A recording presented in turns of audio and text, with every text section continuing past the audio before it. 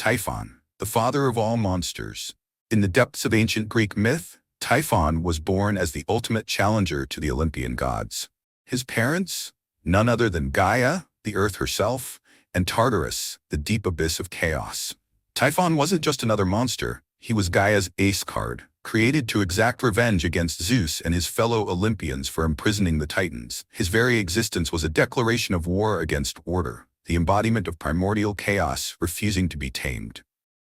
But Typhon wasn't an ordinary rebel. He represented nature's fury at its rawest, an uncontrollable force that defied even the mightiest gods. With his monstrous lineage, Typhon wasn't just another mythological creature. He was the culmination of all fears wrapped into one terrifying being. Typhon wasn't just frightening, he was a walking nightmare. Imagine a creature so colossal that his head scraped the heavens.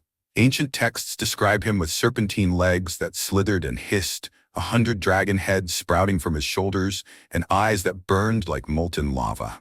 His fiery breath could melt mountains, and his voice was said to be a cacophony of every sound imaginable, from roars and hisses to human screams. Each detail of Typhon's appearance was designed to terrify, but it also symbolized the uncontrollable chaos he embodied. He wasn't just big. He was an earthquake, a hurricane, and a volcanic eruption all rolled into one. When Typhon rose to challenge the Olympians, it wasn't just a battle, it was an apocalyptic showdown. Typhon initially caught Zeus off guard, managing to disarm the king of the gods by ripping away his sinews and imprisoning him in a cave. For a brief moment, it seemed chaos had won. But Zeus wasn't out for long. With the help of Hermes, he regained his strength and launched a counterattack that shook the cosmos. Lightning bolts flew, mountains crumbled, and the heavens roared as Zeus unleashed his fury. Finally, Zeus defeated Typhon, hurling him into the abyss and sealing him beneath Mount Etna in Sicily. It wasn't just a victory for Zeus, it was a triumph for order over chaos, solidifying his rule over the cosmos. Typhon's defeat didn't mean he was gone for good.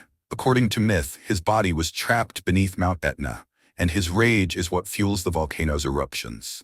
Every plume of smoke, every river of lava was seen as Typhon's anger boiling over, a reminder that chaos could never be entirely contained.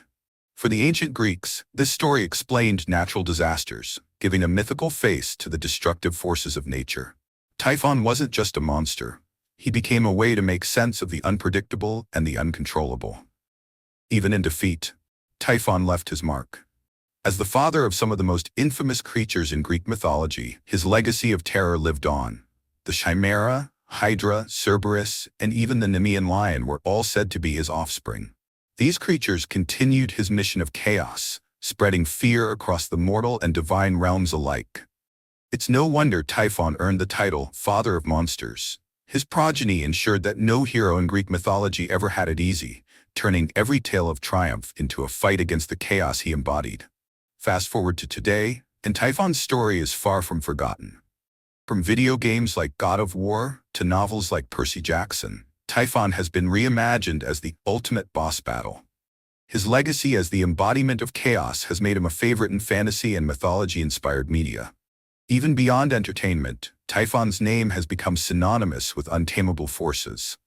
Heavy metal bands use him as a symbol of rebellion, and his image has even found its way into art and tattoos, representing strength and defiance.